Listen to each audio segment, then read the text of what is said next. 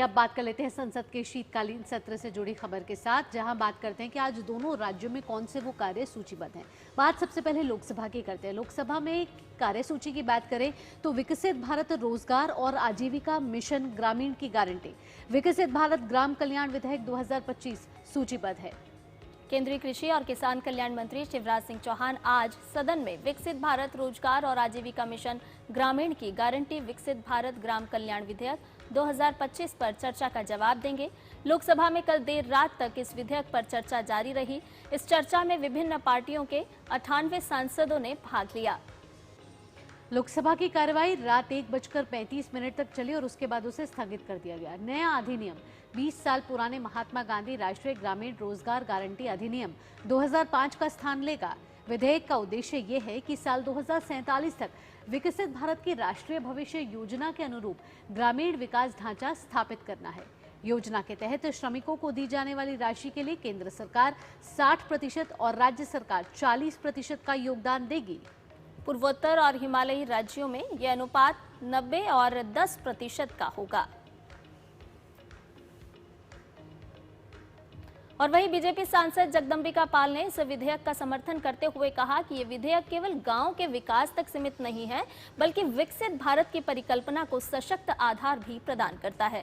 उन्होंने आगे कहा कि इस विधेयक से ग्रामीण ढांचे, आजीविका के अवसरों और सामाजिक सशक्तिकरण को गति मिलेगी। जो प्रधानमंत्री मोदी जी का एक विकसित भारत का संकल्प है, उसको पूरा करने का है, क्योंकि ये विधेयक मनरेगा का संशोधित विधेयक है। इसमें फेडरल स्ट्रक्चर में स्टेट के भी प्रतिनिधि को, जो सेंट्रल काउंसिल बनेगी जो ग्रामीण रोजगार योजना की, उसमें केवल गवर्नमेंट ऑफ इंडिया के प्रतिनिधि नहीं रहेंगे। आरोप लगा रहे थे कि साहब इसमें स्टेट की उपेक्षा हो रही, स्टेट के प्रतिनिधि रहेंगे, इसमें श्रमिकों के संगठनों के प्रतिनिधि रहेंगे, स्थानीय जिला पंचायत के भी रहेंगे। तो मुझे लगता है कि जो इनका क्लास 4 है, क्लास 4 में वाटर सिक्योरिटी की बात, वाटर कंजर्वेशन की बात, नेचुरल क्लेमिटी में भी, तो एक तरह से मनरेगा जो अभी केवल गांव के खड़ंजा नाली तक सीमित था, अब वो कन्वर्जेंस में भी काम करेगा। कन्वर्जेंस मतलब नेचुरल क्लेमिटी आ गई, उसके काम के लिए कहीं बंधा बनाना हुआ, कहीं नहर बनानी हुई, या इस तरह से जो गांव का एक बड़ा इंफ्रास्ट्रक्चर हो उसको बनाने में आएगा। उधर अगर विपक्ष की बात करें तो जी राम जी बिल पर उन्होंने अपना विरोध जताया। चर्चा के दौरान कांग्रेस सांसद के सुरेश ने इसका विरोध करते हुए कहा कि ये बिल गैर लोकतांत्रिक और एंटी लेबर है। सरकार मनरेगा का नाम बदलकर उसे खत्म करना चाहती है, ये बात भी उन्होंने अपने पक्ष में कही। We oppose this bill. This is a anti-democratic bill, anti-labor bill.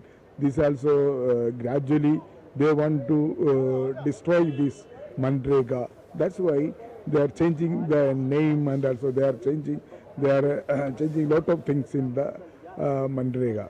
So ultimately they want to destroy the Manrega. So that's why they are having this bill. This bill is we oppose tooth and nail, and also we demanded to send to the standing committee or select committee. Our demand is very clear. Tomorrow also we are having a protest against this bill. और वहीं BJP सांसद अनूप प्रधान ने विधेयक को विकसित भारत के राष्ट्रीय vision के अनुरूप बताते हुए इसे ऐतिहासिक करार दिया। हमारे संवाददाता अमरेंद्र गुप्ता से बातचीत में उन्होंने कहा कि ये विधेयक गांव को सशक्त बनाने और रोजगार के अवसर बढ़ाने में अहम भूमिका निभाएगा। लोकसभा में एक अहम बिल पर चर्चा हो रही है और एक खासा अहम बिल है, क्योंकि मनरेगा की जगह पे वीबी राम जी बिल को इंट्रोड्यूस किया गया है और इस पर तमाम पार्टी के जो सदस्य हैं, हर पार्टी के, वो अपनी राय रख रहे हैं। इस पूरे मुद्दे पर बात करने के लिए हमारे साथ भारतीय जनता पार्टी के सांसद अनूप प्रधान हैं। अनूप जी, एक तो बहुत इंपॉर्टेंट बिल लोकसभा में इस समय जारी है, जिस पर सत्ता पक्ष और खासकर जो मंत्री हैं शिवराज सिंह चौहान, उन्होंने बहुत बड़ी तस्वीर पेश की। कैसे देखते हैं इस बिल को? देखिए, निश्चित ही जैसा कि आज लोकसभा में बहुत ही महत्वपूर्ण बिल वीवी राम जी जो आज प्रस्तुत किया गया, उस पर बहुत ही महत्वपूर्ण चर्चा हमारे सत्ता पक्ष और विपक्ष के साथियों ने लगातार इस पर अब भी चर्चा चल रही है। लेकिन इस विधेयक के आने से 125 दिन, जहां 100 दिन मिलते थे वहां 25 दिन की और बढ़ोतरी होगी और निश्चित ही इसके अंदर बहुत सारी पारदर्शिता लाने का काम जो सरकार कर रही है, कमजोर और असहाय लोगों को बहुत बड़ा फायदा होने वाला है। आप चूंकि खुद भी ग्रामीण परिवेश से आते हैं, तो आपको लगता है कि एक बड़ा परिवर्तन इस बिल से होने जा रहा है? जिस तरह का भ्रष्टाचार मनरेगा में मैं पूरी ईमानदारी के साथ कह रहा हूं कि 2010 में अटेंडेंस लगाने का काम और उनको मानदेय देने का काम प्रधानों के माध्यम से होता था। मैं धन्यवाद व्यक्त करना चाहूँगा देश के यशस्वी प्रधानमंत्री जी ने कि उन्होंने डीबीटी के माध्यम से जो मजदूर काम करता है उसका जो पैसा है उस पैसा को देने का काम सीधा उसके खाते में हमारी आदरणीय नरेंद्र मोदी जी की सरकार कर रही है। आज जो बीच की दलाली है वो बिल्कुल समाप्त हो गई। सीधे मजदूर 125 दिन काम करेगा और सीधा पैसा उसके खाते में पहुंचेगा। बहुत बड़ी बात कही है अनु प्रधान, चूंकि ग्रामीण परिवेश से आते हैं और ये खुद प्रधान से लेके और संसद तक पहुंचे हैं और इनका आरोप है कि मनरेगा में जिस तरह की पहले अनियमितता पाई जाती थी वो कहीं ना कहीं इस बिल के आने से वो सारी चीजें बदल जाएंगी और जो ग्रामीण विकास की जो परिकल्पना 2047 के भारत की जो परिकल्पना प्रधानमंत्री नरेंद्र मोदी ने की है, इस बिल के बाद उसमें वो न कहीं झलक जरूर दिखाई देगी। संसद भवन परिसर से एक कैमरा सहयोगी संजीव कुमार के साथ अमरेंद्र गुप्ता, डीडी न्यूज, दिल्ली। और आपको बता दें कि लोकसभा की कार्यसूची में आज नियम 193 के तहत दिल्ली में वायु प्रदूषण के मुद्दे पर भी चर्चा किए जानी है। नियम 193 के अधीन लोकसभा में अल्पकालिक चर्चा होगी और इस चर्चा को सदन में सांसद बांसुरी स्वराज, कनिमोझी करुणानिधि और प्रियंका गांधी वाड्रा करेंगे। इस अल्पकालिक चर्चा का जवाब केंद्रीय पर्यावरण, वन एवं जलवायु परिवर्तन मंत्री भूपेंद्र यादव देंगे।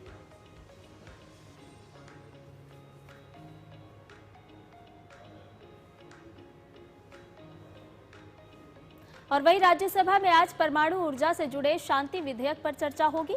केंद्रीय मंत्री डॉक्टर जितेंद्र सिंह परमाणु ऊर्जा विधेयक पेश करेंगे। इस विधेयक का उद्देश्य बिजली उत्पादन, स्वास्थ्य सेवाओं, खाद्य और जल सुरक्षा, कृषि, उद्योग, अनुसंधान, पर्यावरण और नाभिकीय विज्ञान और तकनीक में नवाचार को बढ़ावा देना है। ये शांति विधेयक लोकसभा में पास हो चुका है। वहीं शिवराज सिंह चौहान राज्यसभा में नारियल विकास बोर्ड के निर्वाचन से जुड़ा प्रस्ताव भी रखेंगे। आपको बता दें कि ये प्रस्ताव नारियल विकास बोर्ड नियम 1981 और नारियल विकास बोर्ड अधिनियम 1979 के प्रावधानों के अनुसार है। इसके अलावा प्रश्नकाल होने वाला है, जहां कई मंत्रालयों से जुड़े सवाल जवाब होंगे।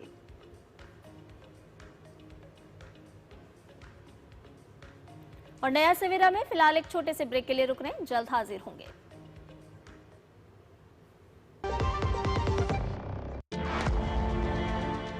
खादी सिर्फ एक वस्त्र नहीं बल्कि भारत की आत्मनिर्भरता और सांस्कृतिक विरासत का प्रतीक है और आज वैश्विक फैशन और सस्टेनेबल लाइफस्टाइल की नई परिभाषा बन चुकी है। वर्ष 2024-25 में वर्ष 2013-14 के मुकाबले 1,16,000 करोड़ रुपए के खादी ग्रामोद्योग प्रोडक्ट्स का उत्पादन, जो लगभग 350% की वृद्धि है। 1,70,000 करोड़ रुपए के खादी ग्रामोद्योग प्रोडक्ट्स की रिकॉर्ड बिक्री अर्थात 450% वृद्धि दर्ज हुई और साथ ही पिछले 11 वर्षों में लगभग 2 करोड़ लोगों को केवीआईसी ने रोजगार दिया। तो आइए भारत की आत्मनिर्भरता को बढ़ावा दें और खरीदें खादी और ग्रामोद्योग उत्पाद। विजिट करें नजदीकी खादी स्टोर। मेरी पसंद, मेरी पसंद, मेरी पसंद, मेरी पसंद, हमारी पसंद, हम सबकी पसंद। मजबूत देश का मजबूत सरिया हो गया स्टील। चिंतामणि, क्यों इतनी चिंता करते हो? क्या खरपतवार से परेशान हो? पेश है स्टील MH210 प्लावोमीटर। खरपतवार पे करो वार, सुनहरी फसल होगी हर बार। तू मेरे घर के रानी, ये मेरे खेतों का राजा। स्टील उपकरण लाए परिवर्तन। और ब्रेक के बाद नया सवेरा में आपका एक बार फिर से स्वागत है। ब्रेक पे जाने से पहले हम आपको बता रहे थे कि लोकसभा और राज्यसभा दोनों ही सदनों में शीतकालीन सत्र के दौरान कौन कौन से अहम विधेयक आज चर्चा होनी है, जिन पर या फिर वो विधेयक रखे जाने हैं। और भी ताज़ा अपडेट ले लेते हैं। हमारे सहयोगी संवाददाता राजेश राज हमारे साथ जुड़ गए हैं, उनसे जानते हैं कि आज का दिन किस तरह से दोनों ही सदनों के लिए बेहद ही अहम और खास रहने वाला है। राजेश, अगर हम शीतकालीन सत्र को देखें तो खासा प्रोडक्टिविटी के लिहाज से महत्वपूर्ण ये सत्र साबित होता हुआ नजर आ रहा है। अगर हम कल की बात करें तो विकसित भारत जी राम जी बिल जो पेश किया गया, उसके बाद एक लंबे समय तक इसमें चर्चा जारी रही। आज के दिन की अगर हम बात करें तो किस तरह से देख रहे हैं, क्योंकि लोकसभा से जब ये बिल पास होगा तो उसके बाद अब ये राज्यसभा में भी जाएगा। देखिए, निश्चित तौर पर संध्या, जिस तरीके से जो विकसित भारत राम जी जो विधेयक है, उस विधेयक पर मैराथन चर्चा चली है। कल दोपहर से जो है जब चर्चा शुरू हुई उस चर्चा को रात, हम कह सकते हैं कि मध्य रात्रि तक, तकरीबन 1 बजे के बाद तक उस चर्चा को जारी रखा गया। 93 जो लोकसभा के सांसद हैं उन्होंने अपनी अपनी बातें रखी हैं, चाहे पक्ष हो, प्रतिपक्ष हो, राइट हो, लेफ्ट हो या फिर मिडिल सेंटर के जो लोग हैं, वो तमाम लोगों ने अपनी जो शंकाएं थी, अपनी जो भावनाएं थी, उसको प्रकट करने का काम किया है। आज उस विधेयक जो मैराथन चर्चा चली है, उस चर्चा का जवाब आज केंद्रीय ग्रामीण विकास मंत्री शिवराज सिंह चौहान आज देंगे और उसके बाद ये उम्मीद की जा सकती है कि यह विधेयक पारित हो जाएगा। और राज्यसभा की बात करें तो राज्यसभा में लगातार जो ये विधेयक जो लोकसभा से पारित होगा तो निश्चित तौर पर तमाम लोगों की नजरें रहेंगी कि क्या उसे आज टेकअप किया जाता है उस विधेयक को राज्यसभा में या नहीं किया जाता है। लेकिन राज्यसभा से भी ज्यादा नजरें रहेंगी फिर लोकसभा पर, जहां पर वायु प्रदूषण को लेकर पूरे देश भर की जो चिंता है कि दिल्ली में वायु प्रदूषण का स्तर लगातार बढ़ता जा रहा है, उस पर एक अल्पकालिक चर्चा जो है वो सूचीबद्ध की गई है। प्रियंका गांधी लगातार इसकी मांग करती रही है और उनकी मांग जो है मान ली गई है। बांसुरी स्वराज इस चर्चा की शुरुआत करेंगी और प्रियंका गांधी समेत अनेक वक्ताओं के बोलने के बाद केंद्रीय वन एवं पर्यावरण मंत्री भूपेंद्र यादव इस चर्चा का जवाब देंगे। तो आज ये बहुत ही बेहद महत्वपूर्ण चर्चा है, जनहित से जुड़ा हुआ मुद्दा है और निश्चित तौर पर देश भर के लोगों की नजरें टिकी रहेंगी कि आखिर वायु प्रदूषण की जो वायु की जो गुणवत्ता है दिल्ली में वो लगातार जो खराब हो रही है, उस पर सत्ता पक्ष के द्वारा क्या कुछ तर्क दिए जाते हैं, किन कारणों से, किन वजहों से ऐसा हो पा रहा है, यह देश की जनता को जानने के लिए मिलेगा।